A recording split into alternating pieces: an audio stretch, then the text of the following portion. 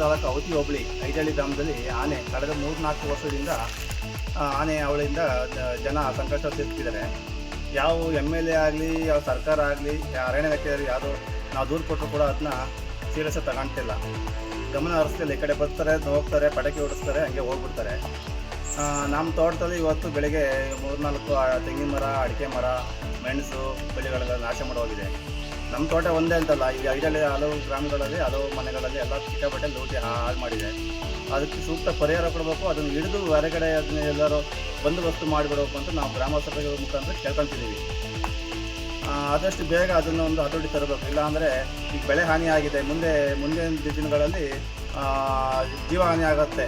ಅದಕ್ಕೋಸ್ಕರ ಈಗಲೇ ಅದು ಸೂಕ್ತ ಕ್ರಮ ಕೈಗೊಂಡು ಅದೇನಾದ್ರು ಒಂದು ಮಾಡಬೇಕು ಅಂತ ನಾವು ಈ ಚಾನಲ್ ಮುಖಾಂತರ ಕೇಳ್ಕೊತಿದ್ದೀವಿ.